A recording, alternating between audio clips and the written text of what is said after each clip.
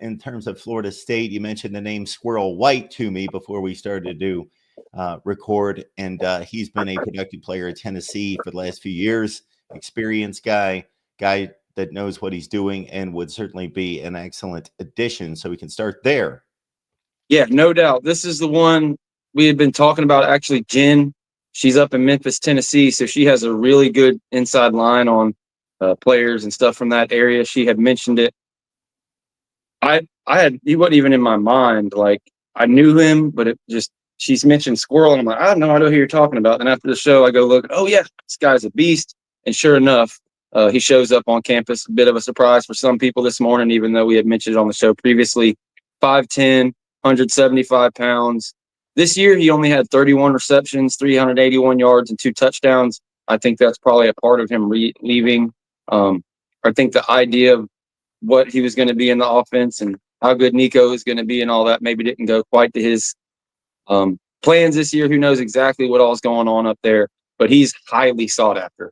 He's one of those guys like we talked about with Deuce Robinson, although he's a different type of player, more that gadget player, could maybe be an Ontario McCaleb from back in the day in Gus Malzahn's offense. He's a guy that has the production and the potential all right there. So we'd be really, really excited to see him have his senior year in Tallahassee, but everybody's after him. He's got 4 or 5 teams really hard after him. If they could lock this one in down, it would be really, really big for Florida State. And, to go along with Jalen Lucas, some of the young guys, Micah Hydanzi, Dwayne McCoy, et cetera, that they've got, man, this is somebody that you could plug and play and feel like he's probably your best receiver at that position if you can get him in the class. And that's kind of what I was the similarity to Deuce Robinson. If you could go into the season and you got Squirrel White playing some slot, Deuce Robinson out wide, then all of a sudden you can really work similar to the offensive line in the different positions that they've brought in a ton of guys. Let some of these younger guys get their feet wet and be put into the game, spoon-fed so they can develop, instead of, last year where you're forced to put all these true freshmen in that aren't quite ready. And that can really hurt players' development. And this goes into horse training. My mom's an amazing horse trainer, one of the best in the world.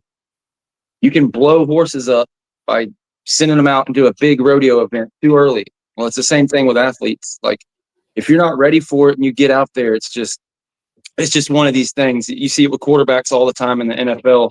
You take a first-round quarterback and throw him right out there behind a bad offensive line, and it hampers their career. In recent years, we've seen some guys like Sam Darnold, 5-6 years later, be able to come into their own. But the Aaron Rodgers method is the best method. If you can sit and, get better, not everybody's Lamar Jackson. So if you get Squirrel White in here, it would be great. So big-time guy, and he's on campus as we speak. So Florida State fans, definitely look out for that one. If we can get him to commit, I'll be hyped for sure.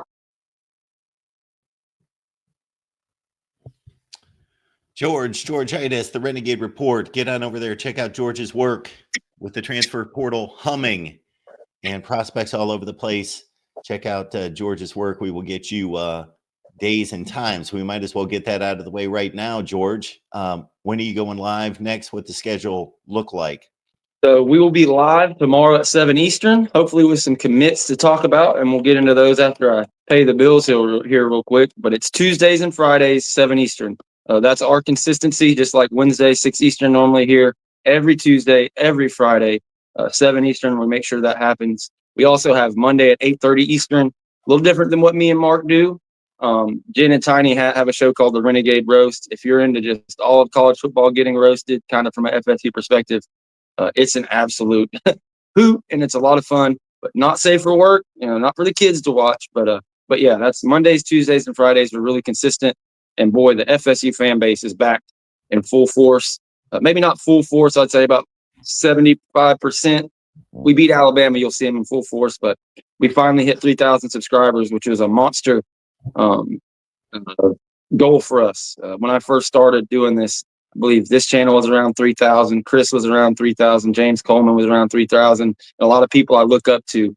Seems like a point of demarcation on YouTube when 3,000 to me anyway. So we really appreciate everybody here at the Voice of College Football for coming and watching. And and support him. And if you're not already subscribed, get over there and do it. It's free. If you're watching right now, half of you guys that are watching aren't subscribed. Okay. The stats run cold across YouTube. It's 50-50, and it's free. Just hit the subscribe button and let's get this channel to 6,000 and on to the next goal. Perfect. Man, this guy's a pitch man. I'm a morning guy. I'm a morning guy, Mark. You know, a lot of changes in my life. You know, so I'm all with it right now. We're locked in and all in on this college football thing with no external factors. Sweet. Love it. Well, you have been here for me, and so I appreciate what you've done. All right, George, on to the next prospect. It was right about the time that we came on live that I was just starting to do my research to try to, I do my best to try to supplement your vast knowledge with just a little bit of information here and there. But man, my Thursday has suddenly become Sugar Bowl, Gator Bowl, and like a bunch of other stuff. And I'm got a transfer portal update coming up with Leanne Herring at noon Eastern. So I got to tell you, I got nothing for you today. It's all you, brother. Hey, that's just fine, man. If I had to try and cover 30 teams, I might have one little note for each team. So I couldn't imagine. And actually, she just got a follow from me. So yeah, check out, if you're an Ole Miss fan, check out that channel as well. The director of recruiting over there, I forget the site. But yeah, Rebel definitely Walk. very knowledgeable. Yep. The next guy, I guess, we'll put on the list. We've talked about it ad nauseum, but he finally got on campus. Thought he was going to be here yesterday. He might have snuck in yesterday, but he's officially, got with the photo gallery, getting on campus. Is Rasul Faison, one of the top running backs left in the portal. He's 5'11", 200 pounds. In 2024, he had 198 carries, 1,100 yards, 8 touchdowns for 5 yards per carry. Also had 22 receptions and 99 yards coming out of Utah State. He's had a heck of a road in college football, just one of these gritty college football players. When you look at Florida State's running back room, there's a ton of young talent with Cam Davis, Usman Kroma coming in, who I think is probably the most talented back in the entire room. I mentioned Jalen Lucas, who's a running back, but more of that scat back type player. Micah Hydanzi, similar thing. I'd like to see them working in the slot a lot more. To me, he just fits that Michael Dyer 5 foot, nothing, 200-pound bowling ball for Gus Malzahn's offense. If you could get him in here, who knows? In a perfect world, maybe he gets beat out by Kroma or Cam Davis throughout the season. But as far as where this team was last year with the effort and everything going wrong and all the turmoil with the coaching staff, I think this guy would be a perfect culture guy to come in and kind of be a leader for that room, provide a floor for that room, and hit the holes that are there. Kind of a mixed bag, as I mentioned. James and even some of the people maybe not quite as excited. They think we got more in there. Would like to see the high school guys get their due. And, I've been the biggest critic of Mike Norvell and his running back rotation. I wish he would just, on a drive at least, stick with a guy for that drive. I mean, people call me Lawrence Toafili's agent because of how he was used this year and putting Cam in as a true freshman every time he got to the red zone and things of that nature. But this is a guy that I think could possibly be that, at least for the beginning of the season. So I think this would really, really raise the floor of the program. Super excited. Again, a lot of people are after him. I believe he's headed to Georgia next. So we'll see what we can do, see if they can get him locked in before he leaves. And you only see 2 years of stats there because he was JUCO and somewhere else. I believe his first couple years in college. That's kind of what I meant when I was talking about his kind of tough, run through college football. But he only has 1 year available. So this is a great point that you bring up, George. When you bring in somebody like this, most likely, unless he got buried because of maybe off-field incidents or something like that, most likely coming from Utah State, yeah, there is a limited ceiling there. However, he obviously has shown in a full season that he's going to show up, that he's going to carry the mail, that he's going to hit the holes that are provided by the blocking and by the play. He obviously was extremely productive. So that this guy is going to show up and deliver at a productive rate. He may not wow anyone, may not turn heads, may not be the explosive guy that you want or the guy that's got the high ceiling, but at the very least, he's going to show a running back room. This is how you do it in regards to showing up every day for practice, being a guy that's going to be consistent, going to endure through 200 carries, and going to show up and deliver. Yeah, beautifully said, man. That's my sentiments exactly. As I said, the fan base is kind of split on it. But for me, I think he would be a perfect pickup. So we'll hope we can get him in. And I know they've been really high on him. They've really worked. And in the transfer portal business, the first visit is the most important visit. I'm pretty sure we got his first visit, so we'll see how it turns out. And there's, we won't spend all day. There's a ton of guys, but yeah, they've really been after it in the portal. We can kind of go down through the list if you want. Most of the names are already kind of known besides him, but Caleb Levale, or I can't never say his name, Lavale, he's a redshirt sophomore from North Carolina, earned his first start in the bowl game against Connecticut, and had everybody fired up. He had basically no stats during the season, but whatever you think about that UNC staff that got fired, he ends up getting the start and looks like the best player on the field, minus Omarion Hampton. I don't even know if he played in the bowl game, but on defense, he was the best player. He was all over, looking like a little mini Luke Kuechly, with like 9 tackles, 1.5 tackles for loss. Crystal ball by multiple sources. Pete Nakos, some of the 247 guys, myself, predicted him in. Wouldn't be surprised to see him commit today or tomorrow. He was on campus yesterday. I imagine he'll probably be on campus today as well. But to put him with Omar Graham Jr. and the 2 younger linebackers that are his age, and Juice Cryer and Blake Nicholson, all of a sudden you have a really nice core there and something to build on at linebacker. And he's one of these guys, as James Coleman likes to say, a cold A pilgrim is what he calls it. So we love to have him, and it goes kind of against the production thing that we've really pushed for this class, but you've already got Stephon Thompson, you've got Omar Graham coming back. This is one of these guys that I'll bet on the potential and will just be a good get for that room. And just to touch on that for a minute, back to what you were saying about Utah State and kind of the production versus the potential.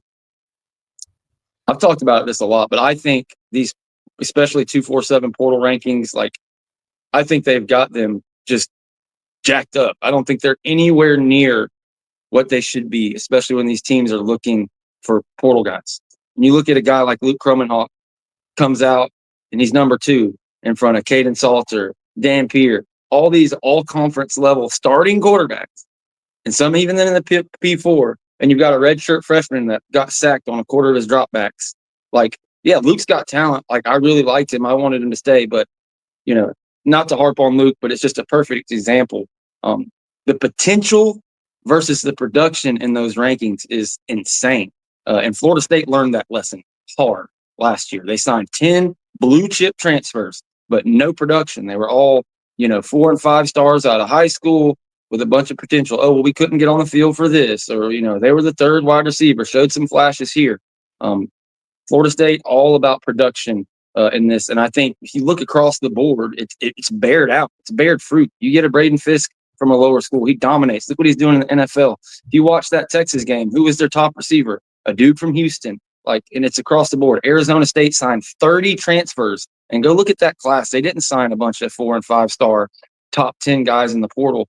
I don't know what their reasoning on it is. Maybe to put weight towards what they graded a guy in high school. But if you come in as a true freshman, the way high school recruiting works now, you're only going to keep half of that class at most after a couple of years. And the ones that are going to stay are the ones that are those real ballers that they hit on their evaluations and they get on the field and produce early.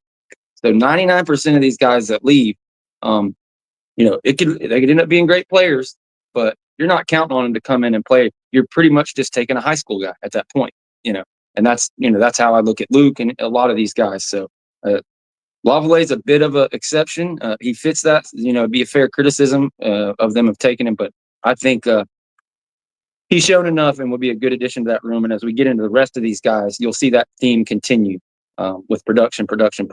And Miami went that route this year. We saw how it played out for them. We went that route in 22 and 23. We saw how it played out for us. Really excited about what they got going on, and the next names on the list for sure. Well, you bring up a great point, and we've had the discussion, you and I, a number of times in evaluating the recruiting rankings, and that it's outdated. There's still a small portion of it that makes sense, obviously, and probably the more elite programs probably still makes more sense, and then it starts to filter down from there. But man, about 70 or 80% of what we always held true to regarding how we viewed roster acquisition and development is out the door. And I have yet to see anybody really put together a system that evaluates it correctly. And it's going to take maybe a little bit of time, but somebody needs to get to work on that, because I would love to see some metrics really play out, and some evaluation of the first 3 to 4 years of this transfer portal, and how it's played out. And the biggest part, what I focus in on is just that potential versus production in the portal. Like, high school is 100% potential. Like, we all know that. They get 0 snaps. So these transfer guys, I don't understand. It seems like it's 80% high school, 20% production with these guys. I think it should be the opposite. And 80% production, 20% potential. And the next name on the list, here's a guy with all the production, a lower level, but Marquise Watson-Trent, another guy who was on campus yesterday, a linebacker. I imagine he'll probably be back today. 5'11", 220 pounds. And this is why you can take a Caleb Leveille with confidently. If you can get a guy like this, 2024 Sun Belt Defensive Player of the Year, 120 tackles, 8 tackles for a loss, 1.5 sacks, 4 forced fumbles, a pass breakup. Dude is just all over the field. Similar to another guy we talked about, Elijah Herring from Memphis, with a similar stat line. This guy, like, take this for what it's worth, but as soon as I heard anything about him, I followed him, and he immediately followed me back. So a lot of times when guys do that, that shows their interest for the school. And a lot of people think he'll end up here. We'll see what happens. He's on campus right now and fits perfectly right into this. I don't have Elijah Herring's stats right in front of me. He's one of those guys they've been after. It's been kind of slow and go with him. I don't have any breaking news on it, but I wouldn't be surprised to see at least two out of three of Caleb Leveille, Marquise Watson-Trent, and Elijah Herring coming in here for this class. And there's a chance all 3 of them could be on campus today, but I'm positive the previous 2 definitely have been here the past couple of days.